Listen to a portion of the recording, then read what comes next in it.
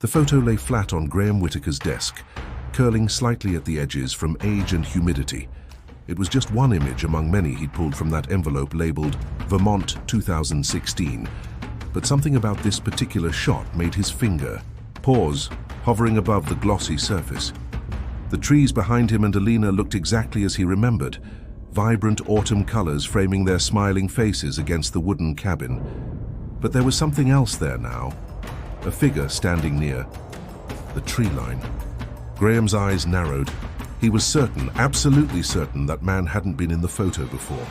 The rain tapped gently against his apartment window, mimicking the rhythm of his quickening heartbeat. Graham picked up the photograph, bringing it closer to his face. The man wore dark clothing, stood casually with hands in pockets, face indistinct, but clearly facing the camera. How had he never noticed this before? This was the photo a hiker had taken of them on their second day there. Graham remembered squinting from the sun, remembered Alina laughing about his constipated face. But he didn't remember anyone else being there, certainly no one lingering in the background, watching them. Graham's apartment was small, but meticulously organized. Everything had its place, every object served a purpose. The revelation of this discrepancy felt like discovering a book shelved in the wrong section. He placed the photo on his desk and rubbed his eyes. Perhaps he was mistaken. So after all, it had been nearly a decade since that trip, the one that had ended with Alina storming out after their fight, leaving Graham to drive the 5 hours back to Chicago alone, rain pelting his windshield, matching the tears he refused to acknowledge. He thought about texting her about it. They hadn't spoken in years, but occasionally saw updates of each other's lives through mutual friends' social media posts. Last he'd heard, she was engaged to an architect in Portland. Instead, Graham reached for his old external hard drive. He kept backups of everything: tax returns from 2007, college papers, and yes, digital copies of all his photos. If his memory was playing tricks, the digital files would confirm it. It took him 30 minutes to locate the folder. Vermont Labor Day Weekend 2016. He clicked through thumbnails until he found it, the photo in question. Graham's mouth went dry. On his monitor, the image showed only him and Alina against the backdrop of trees. No one else. No man in the background. Nothing but empty forest behind them. For 3 days, Graham couldn't stop returning to the photos. He'd scan the printed version, compare it to the digital original, scrutinize every pixel for discrepancies. He even took pictures of the printed photo with his phone, trying to document what he was seeing. The differences were undeniable. The man was there in the print, nowhere to be found in the digital file. Wednesday evening, Graham noticed something that made him drop his coffee mug, sending ceramic shards skittering across his kitchen floor. The man in the photo was smiling now. Before, his expression had been neutral, maybe even slightly obscured. Now there was a distinct upward curve to his lips. Graham's hands trembled as he held the print closer to his desk lamp. He began documenting the changes. Small shifts at first, the man's hand moving from his side into his pocket, his head tilting slightly to the right, his body angled more directly toward the camera. Graham's sleep suffered. Dark crescents formed beneath his eyes. Freelance editing deadlines came and went, his phone filled with concerned voicemails from clients. Just a slight delay, he'd email back. Personal emergency. Then he'd return to the photos, measuring the precise distance between the mysterious figure and himself in the image, calculating how much closer he appeared to be each day. The search expanded. Graham dug through every photo he possessed, boxes from his closet, albums from college, loose prints stuffed in desk drawers. In most, there was nothing unusual, but then, there, at a co-worker's barbecue 3 summers, Thargo partially hidden behind a striped umbrella, the same man, and again in the background of a beach selfie from a weekend trip to Michigan, always distant, always watching, always with that same build and posture. How had Graham never noticed him before? He created a wall of evidence in his living room, photos arranged chronologically, notes detailing each observation, red string connecting sightings like some detective's murder board. It made sense this way. It had to make sense. When his apartment buzzer rang unexpectedly Friday evening, Graham nearly jumped out of his skin. Through the tinny intercom, His sister Claire's voice brought him momentarily back to reality. "Graham, I've been trying to call you for days. Mom's worried." He buzzed her up, hastily pulling a sheet over his wall of evidence and gathering the loose photos on his coffee table into a neat stack. Claire was the practical one, always had been. Master's degree in accounting, 2 kids, a husband who coached Little League. She wouldn't understand what was happening here. She'd suggest therapy. Again, like after the breakup with Alina. "Jesus, Gra, you look terrible," she said the moment he opened the door. Her eyes moved past him, surveying the apartment. "Are you sick? The place is a mess." It wasn't. Not really. Just different. Books had migrated from shelves to tables. Dishes were stacked instead of immediately washed. His normally obsessive need for order had been channeled elsewhere. "I'm fine. Just working on a big project." Graham moved toward the kitchen. "Coffee?" They made small talk for 15 minutes. Her, kids' soccer tournaments, their mother's garden club drama, neighborhood gossip. Graham nodded at appropriate intervals, laughed when expected, but his eyes kept drifting to the Vermont photo sitting on his desk, partially obscured by a newspaper. "You seem distracted," Claire finally said, setting down her mug. Graham hesitated, then stood up. "Can I show you something? I need an outside perspective." He retrieved the photo and handed it to her, watching her face carefully. "Does anything about this seem odd to you?" Claire studied it casually, smiling at the image. "Your hair was so much darker back then." Alina looked great as always. She was about to hand it back when she paused. "Wait, who's that? I don't remember you mentioning anyone else on the trip." Graham's stomach clenched. "You can see him. The guy at the back near the trees." "Yeah, of course. Kind of creepy how he's just standing there staring. Was he with you guys?" "No," Graham said quietly. "No one was with us." Claire gave him an odd look but didn't press further. She changed the subject, mentioned something about getting together for dinner soon, and left shortly after, promising to tell their mother he was fine, just busy. That night, Graham placed the Vermont photo face down on his kitchen table before finally collapsing into bed, exhausted from days of investigation and sleeplessness. His dreams were troubled. Forests with shifting perspectives, paths that led back to themselves, a persistent feeling of being watched. Morning light sliced through his blinds, waking him earlier than his body wanted. Graham shuffled to the kitchen, desperate for coffee, when he noticed the photo had moved. Not dramatically, just a few inches from where he'd left it, now face up, instead of face down. His hand shook as he picked it up. The man was closer now, much closer. No longer standing at the tree line, but directly behind Graham and Alina, barely a step away. His smile was more pronounced, almost familiar in its curve and composition. Graham dropped the photo as if it had burned him. He rushed to his computer, clicking frantically through to the digital file. It remained unchanged, the original version, without any mysterious figure. This discrepancy, which had initially frustrated him, now provided strange comfort. At least something was constant. Graham returned to the drawer where he'd first found the envelope of Vermont photos. It was empty, now though he was certain he'd left several prints inside. Panic rising, he looked around and spotted them. All 10 photos from the trip, neatly arranged on his desk in a line he didn't remember creating. He examined each one methodically. The man appeared in every single image now. Walking on the hiking trail in one, standing beside their rental car in another, sitting at a distant table in the background of their dinner at the local pub. Always positioned differently, but always watching, always present in places Graham knew with absolute certainty had been empty before. For the first time in a week, Graham forced himself to leave the apartment. He needed air, needed distance from the images that seemed to be consuming his life. He grabbed the envelope containing all the photos and walked 6 blocks to a public park, where he dumped the entire pack into a trash bin. He watched a maintenance worker empty it into a larger bag 30 minutes later, ensuring the photos were truly gone. That afternoon, Graham cleaned his apartment thoroughly. He reorganized books, washed dishes, cleared away the red string and notes from his evidence wall.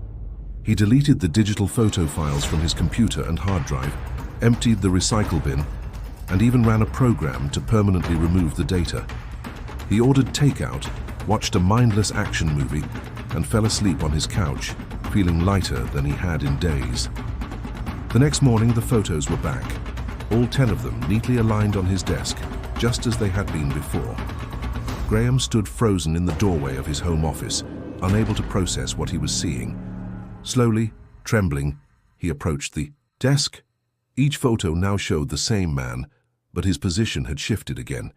In every image, he was now standing beside Graham, not behind him, not in the background, but directly at his side, shoulder to shoulder. And both of them were smiling. The most disturbing image lay at the center of the arrangement, a photo Graham had no memory of.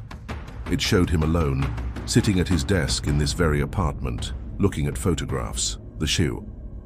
Mysterious man stood behind his chair, one hand resting casually on Graham's shoulder, both of them smiling at the camera. Graham had no recollection of this picture being taken, no memory of ever allowing the man into his home, no idea who could have been holding the camera. He sat heavily in his desk chair, the same chair from the impossible photograph, and stared at the images before him. His thoughts raced, searching for any explanation that might restore order to his understanding of reality. Maybe Claire had made copies of the photos and was playing an elaborate prank. Maybe he was experiencing some kind of psychotic break. Maybe he'd been drugged. None of these explanations satisfied the evidence before him. Graham reached for the newest photo, the one of him at his desk, and turned it over. On the back, in handwriting that looked disturbingly like his own but slightly different, were the words, "We've always been friends." He didn't remember writing. That, he was certain he hadn't. Just as he was certain the man hadn't been in those photos before. Just as he was certain he'd thrown them all away yesterday. Graham's phone rang, startling him. Claire's name flashed on the screen. He answered automatically. "Hey, I'm checking in after yesterday," she said. "You seemed really fixated on that photo. Everything okay?" Graham swallowed hard. "The photo with the man in the background?" "What man?" Claire asked, confusion evident in her voice. "It was just you and Alina in front of that cabin. You asked if anything seemed strange, but it looked like a normal vacation photo to me." Graham's blood ran cold. You said you saw him, the man near the trees." "Graham, there wasn't anyone else in that picture. Are you sure you're okay?" The conversation continued for a few minutes, Graham trying to maintain composure while his mind spiraled. After hanging up, he returned to the photos on his desk. The man remained in all of them, smiling directly at the camera now. In the photo, Graham had initially discovered, the one that started everything. The man now had his arm draped casually over Graham's shoulders like an old friend. Graham closed his eyes, trying to remember if there had been anyone else on that trip. Any stranger they'd met, any local who'd shown them hiking trails or served them at restaurants. His memories of Vermont were clear. Just him and Alina, their last trip together before everything fell apart. No one else. Yet the longer he stared at the photos, the more a strange sensation crept over him, a sense of something forgotten trying to surface. Had there been someone else there? Could his memory be the thing that was wrong, not the photographs? That evening, Graham did something he hadn't done in years. He called Alina. The number might have changed, probably had, but he had to try. To his surprise, she answered on the 4th ring. "Graham?" Her voice was cautious, uncertain. "Alina, I'm sorry to call out of the blue like this, but I need to ask you something about our Vermont trip." A pause. "That was a long time ago. I know, but it's important. Was there anyone else with us? Anyone we met there?" Another pause, longer this time. "What are you talking about? It was just us." "You're sure? No one who might have hiked with us, or someone we met at the cabin? Graham, are you okay? You're scaring me a little." He forced a laugh. "Just trying to settle a bet with a co-worker. Thought I might have mentioned someone else being there." After hanging up, Graham returned to his bedroom and sat on the edge of his bed. The wall opposite held a mirror, and in its reflection he could see his desk through the open door, the arrangement of photos still visible. As he watched, a shadow moved across the room. Graham froze. Slowly he turned around. The apartment was empty. But when he looked back at the mirror, he could see someone standing by his desk, examining the photos. The man from the pictures. Graham blinked hard, rubbed his eyes, looked again. The figure remained. Tall, dark-clothed, familiar posture. As if sensing Graham's gaze, the man looked up from the photos and directly into the mirror, smiling that same smile. Graham's reflection sat on the bed beside him, also looking at the mirror. But in the reflection, Graham was smiling too, the same expression as the mysterious man. The same eyes, the same curve of lips, the same person. Graham lurched to his feet and rushed to the bathroom, flicking on the harsh fluorescent light. He stared at his face in the small mirror above the sink. Just him. Normal, tired, frightened. He splashed water on his face and returned to the bedroom. The mirror showed only him now, sitting alone on the bed. The photos remained on the desk, unchanged. Graham approached them with new purpose. He gathered all 10 images and spread them out on his bed. The man appeared in every one, but now Graham studied him differently. Not as an intruder, but as something else. The height was similar to his own. The build, the posture, even the clothing style wasn't far from what Graham might wear. He picked up the photo of himself at the desk, the one he had no memory of. In it, both he and the man behind him wore the same expression, the same smile. A terrible thought began forming in Graham's mind. He examined his apartment with fresh eyes, the sparsely decorated walls, the meticulous organization system that had only recently fallen apart, the quiet, predictable routine he'd built for himself after Alina left, after everything fell apart. Graham looked down at his hands, steady now despite everything. He walked to his home office and opened the bottom desk drawer. Inside was a prescription bottle he hadn't touched in years. The label read, Whitaker Graham, Risperidone 2 mg, take once daily. He picked it up, rolling it between his fingers. How long had it been?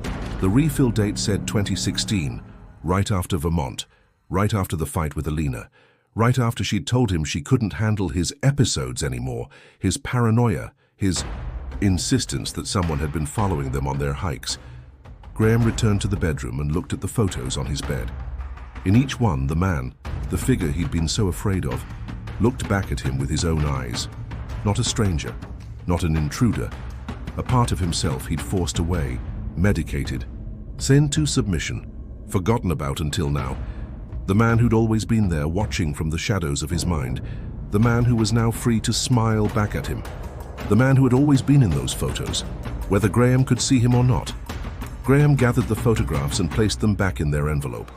He set it on his nightstand and laid down on his bed, suddenly exhausted beyond measure. As his eyes began to close, he thought he saw movement in the corner of the room, a familiar silhouette watching and waiting. For the first time in days, Graham slept soundly. When he woke the next morning, the envelope was gone from his nightstand. He searched every drawer, every shelf, but the Vermont photos had disappeared as mysteriously as they had returned yesterday. Graham made coffee, showered and dressed for the first time in a week. He had deadlines to meet, clients to appease, a life to reclaim. As he sat down at his desk and opened his laptop, he noticed something new sitting beside his keyboard. Single photograph. Not from Vermont, but taken yesterday somehow.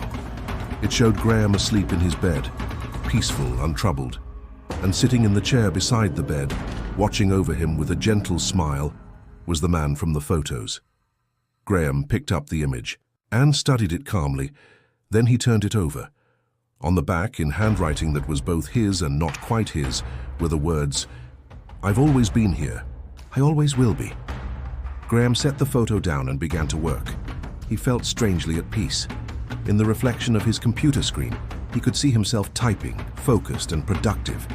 And behind him, just over his shoulder, stood a figure, watching. Both of them were smiling. If this story held your attention all the way to this point, like the video and subscribe. The next one might be waiting for you right now. And there's one more, waiting right over there. Maybe it explains what was missing from this one. Maybe it makes everything worse. You've listened, but not everything has been told.